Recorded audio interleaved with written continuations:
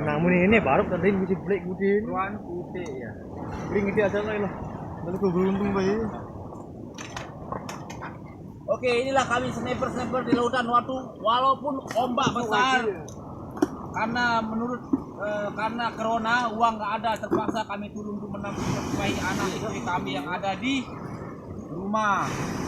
Apapun terjadi kami akan turun cari ikan untuk buat sayur, buat ikan itulah.